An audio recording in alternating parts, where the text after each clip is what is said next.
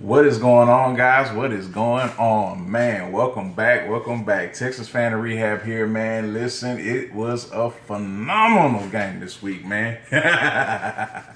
Oh, man, this one is probably the best one that I've seen in a long time. This is probably top three of the grittiest wins that the Texans have had in their history, man. Like, to be honest with you, like this was up there with beating the Pittsburgh Steelers 24-6. This is up there with, man, I can't even think of any good analogies right now. Like, it's just I'm so freaking hyped, man. Like, this is dope, man.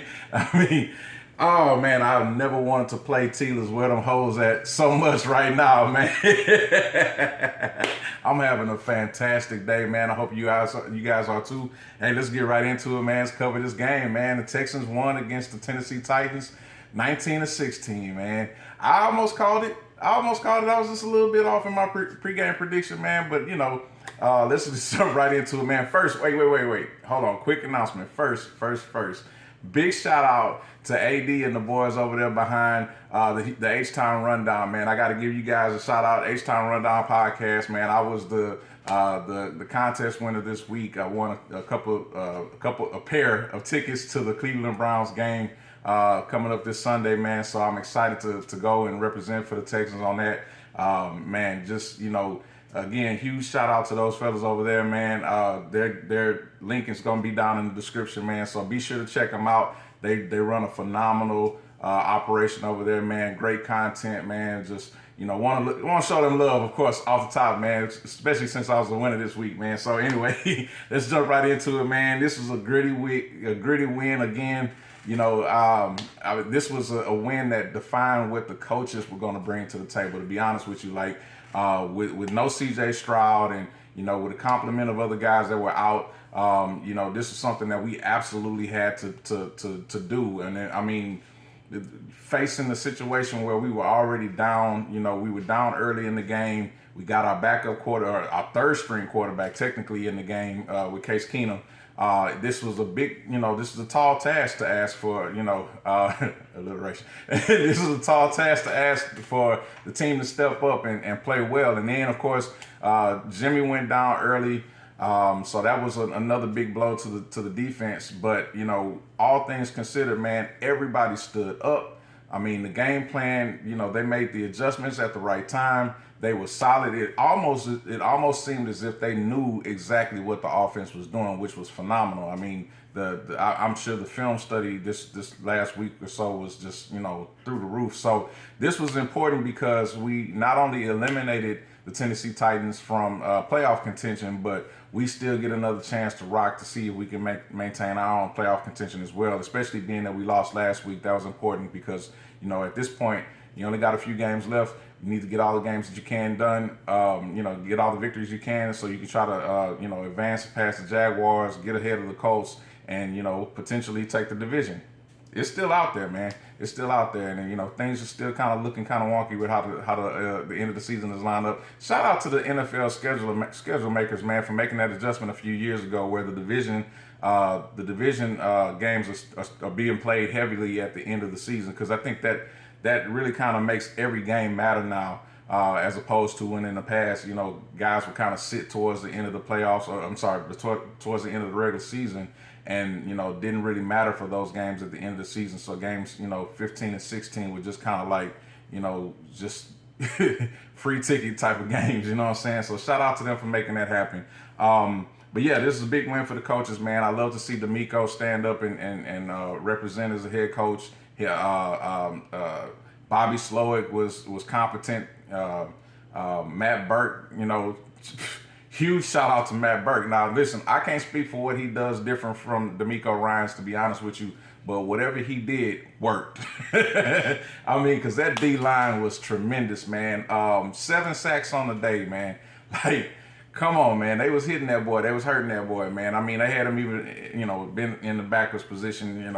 I hope that he's okay, all things considered, but I don't want him to play against us again.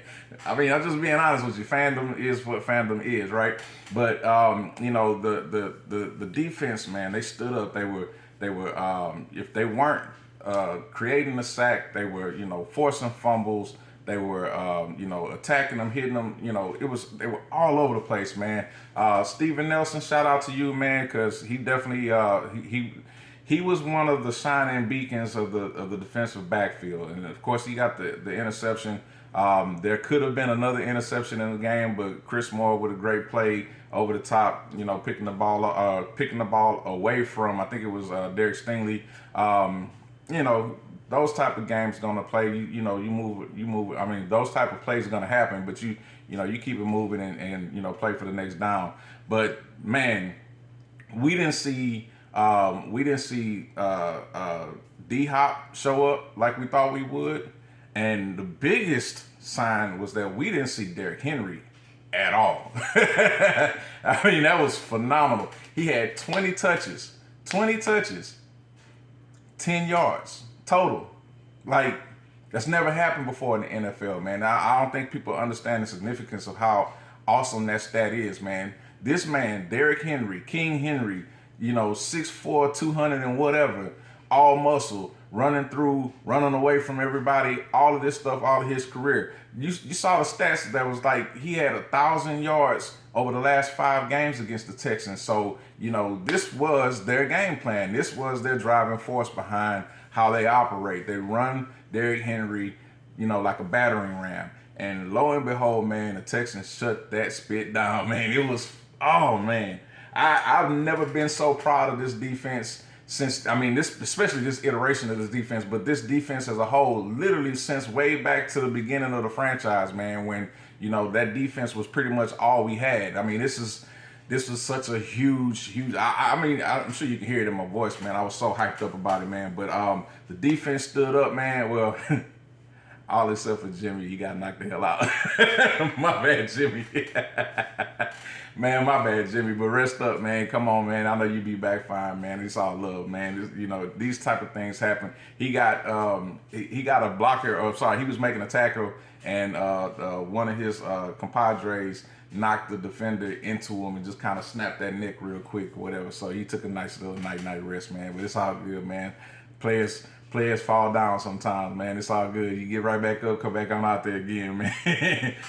Shout out to Case Keenum, man. I gotta show the U of H boy love, man. Shout out to Case, man. He, as I said in the pregame, you know, we got a little bit of that miracle magic, man. Of course, it got a little dicey there at first, man. He threw that pick six, you know, shades of Matt Schaub a little bit, but you know, it was a calming, you know, resource to have where you know that you can depend on this guy, that he's going to execute the game plan. Now, there was another play towards the middle of the game where he threw a pass to Dalton Schultz, and again, Dalton, man, listen, I'm glad you don't hear me talk amongst my friends and you know, other people that I'm around when I'm talking about the Texans, because I give you hell, man. Like, you start off almost every game slow. You know, you're missing this and you're missing that, or you're not getting here, you're not doing that or whatever. But I got to give you credit, man. That catch that you made to rescue Case, phenomenal. I mean, you went and you got that ball. You played defense. You took that ball away from the interceptor, man.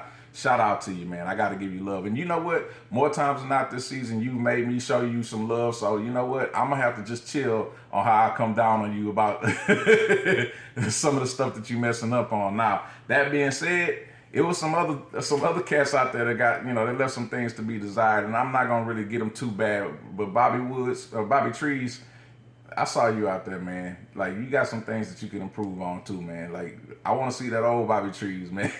I want to see the Bobby Trees that was starting the season off with some actual work being done out there on that field, man. Not out there just getting cardio on the field. But anyway, I ain't going to get into that too much, man. I'm trying to keep this one short because I got things to do. My biggest shout out, man, is going to Kaimi Fairbairn, man. Listen, brother, it's so good to have you back, man. It's so good to have you back, man. To know that we can sit up there with a 50-yard kick and not have to sit there and squirm about whether or not it's going to go through.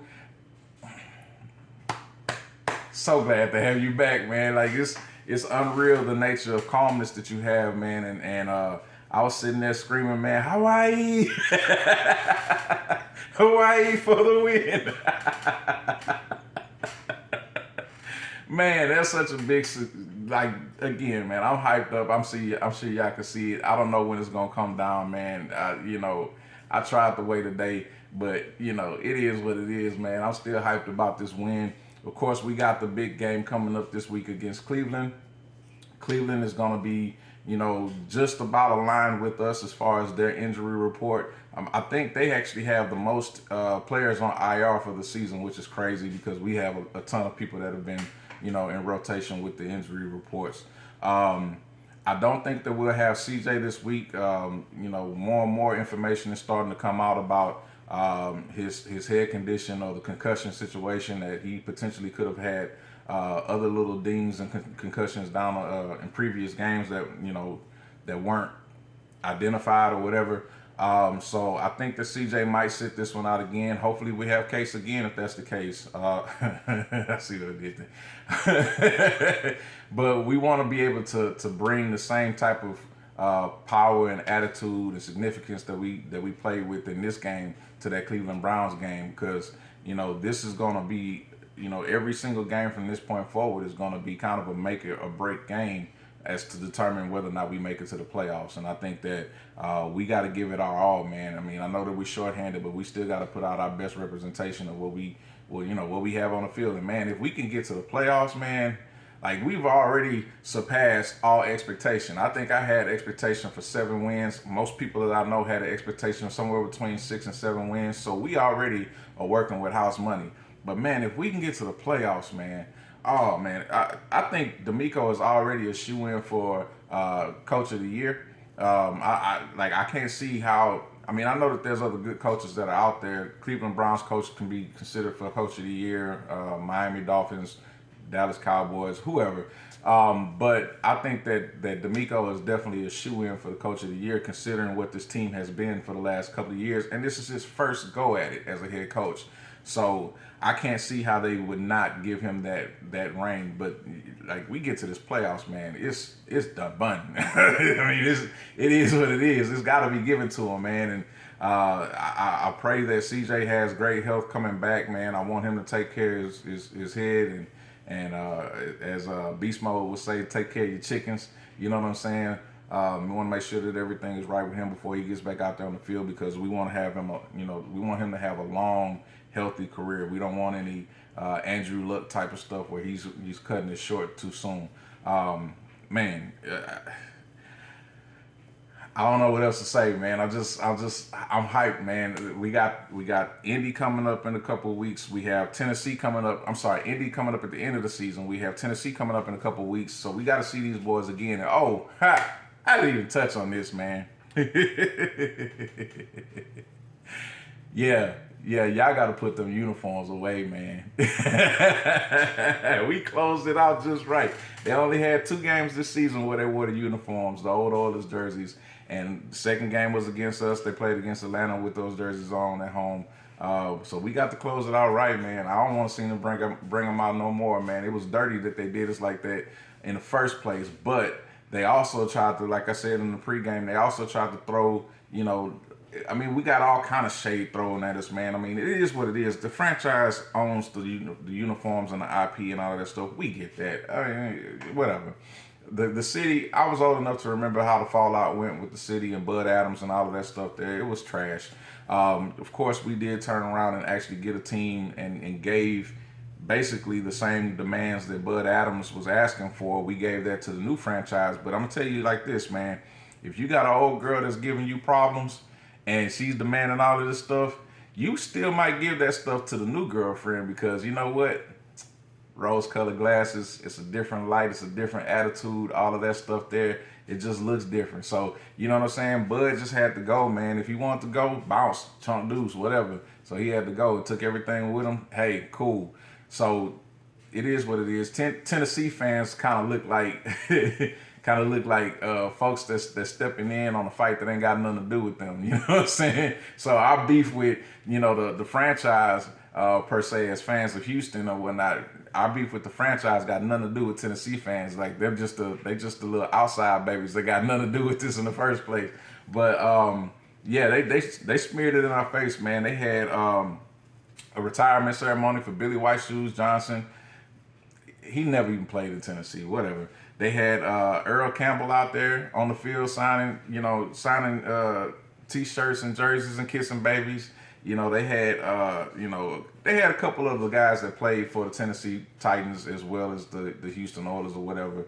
I saw Kevin Dyson out there. Of course, he played with Tennessee. He was part of that miracle play that they had out there, so that's cool. But they had a bunch of cats from the franchise overall. That some of them were representative of Houston and some of them were representative of Tennessee. But then, of course, we had D Hop out there playing against us, which always hurts right here just a little bit. You know what I'm saying? So, man, it was a good atmosphere. It was kind of dope to see the jerseys. Let me correct myself. It was really dope to see the jerseys. The jerseys look awesome. It's like seeing that fine baby mama that you used to have. Nah, I'm just playing.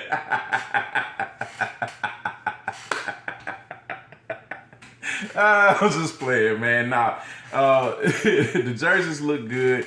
And then, you got to see the oil derrick in the middle of the field. You got to see the oil signage, Oilers signage that was around the ring of the stadium on the lower part of the stadium. So it was kind of awesome to see the colors and all of that stuff. But at the same time, while it was awesome to see, that they was doing that to stick it to us as fans, man. So it was so sweet to see that the Texans took that serious. They took that and they smeared it in their face right back. And I don't think that they're going to pull that mess out again. And, Coach, Mike Vrabel, you's a bum for that, man.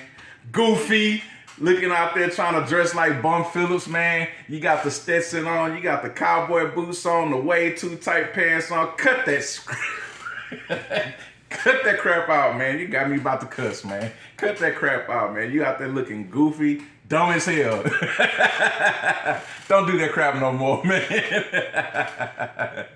Anyway, man, I'm going to go ahead and wrap this up, man. I got stuff to do, man. But huge shout out to the Houston Texans this week, man. It's a superiorly significant victory. I mean, I can't think of any other superlatives. I'm running out of words, man. Like, just phenomenal win this week, man. So let's stack them up. Let's keep going. I sound like D'Amico right now in the post game. I want to hand all kind of game balls out to everybody, man. Shout out to them and everything. But like, Texas fan of rehab, man. I'm out, man. I'll see you guys next week.